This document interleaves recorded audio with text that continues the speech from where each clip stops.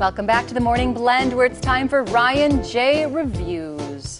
The summer movie boom is still happening. There are a lot of new features coming out this weekend. Yeah, and Ryan's here to help you decide which ones are worth your time and your money. Welcome back. Glad to be back. Yeah, and it's true. You got to know which ones are worth your money because movies are not cheap these days. Well, there's nothing better than walking out of a movie and feeling great because the movie was great. Yes. And then likewise, if you walk out and the movie was terrible, you just feel like you're wasting your time. Yes. And yeah, you want a shower. Yeah. I like a movie. Wash all that off. Bad movie right off of you. I know the movie's good if you think about it and you talk about it after you. If it's gone, Exactly. it was bad. Yeah. All right, let's start her off with Kick-Ass 2. Yes, this movie is fantastic. It's more of the same if you liked the first one. Loved the first one. Loved it. And what's really unique about this movie is it's not a superhero movie, it's not a comedy, but a mix of the two in a very R-rated package. So it's kind of a fresh, original tone. Okay. Okay, so Jim Carrey's good in this movie. Yeah, you know, he as a character actor usually goes very over the top and is sometimes too much. Not in this case. He underplays the character, which is super refreshing for Jim Carrey. He's fantastic in this movie, but the real scene stealer once again is Chloe Grace Moretz. She's a little hit girl. You know, she shocked everybody in the first movie. She's done a ton of movies since then. She's really made a name for herself. She's another scene stealer in this movie, and she's brilliant. Do you have to see the first one to like this one? Not at all. I actually took a friend with me to this screening who hadn't seen the first one, liked this as much. I think it helps. Maybe this one's a little bit more fresh and new. This does have a little bit of a sequel slump in the middle because it lags, but it comes back around and it's fun and exciting and shocking again and cool. A sequel slump. I like that. I hadn't heard that term before. I think that's going to sweep the nation. Yeah, sequel slump. Let's see. Okay. So next we have Jobs. Jobs, I'm interested in this one. Me too. This is the biopic based on Steve Jobs, the founder of Apple. And, you know, it's not so good. No. Yeah, it's more of an overblown timeline of the company of Apple than actually a biopic of Steve Jobs. Really? Yeah. See, with all the you know, his book that came out and, you know, even just with the Facebook movie, I thought that this would be everything. It's nothing like The Social Network. Really? That was an Oscar caliber film. Yeah. And here's the biggest problem with this movie. Ashton Kutcher. Really? No way. And let's be honest, this was a desperate attempt for him to try to get an Oscar nomination. It's not going to happen. He is so obnoxious in this role. It's almost like, you know, when you dress up for Halloween and you put on a costume and you go around and you're like, try to act like your character a little bit. This is like Ashton Kutcher on SNL trying to be Steve Jobs for Halloween. Really? That bad? He like has the hunch and the walk, and it's so over the top and so ridiculous. There's nothing authentic about it. You know, Meryl Streep won the Oscar for playing Margaret Thatcher in The Iron Lady. Jamie Foxx won the Oscar for playing Ray Charles in Ray. This is nothing like those performances. There's nothing subtle to his performance. It's ridiculous. It's and also it ends at a really ridiculous point. Like before Apple becomes successful again, there's no iPhone. It ends in the 90s, and everything you want to see, and his death, and none of it's there. It's very, very disappointing. His struggle with cancer?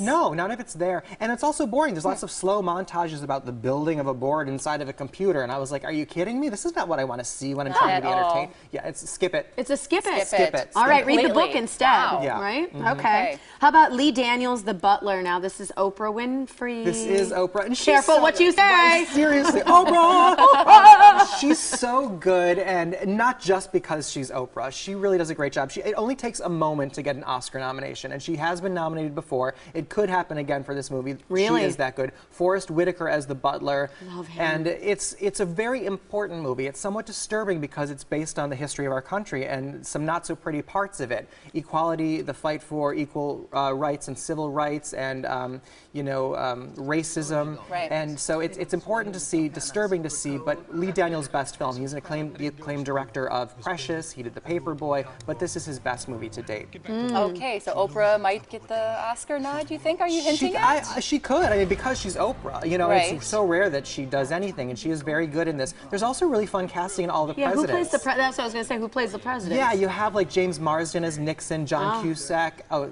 no, it's James Marsden as Kennedy.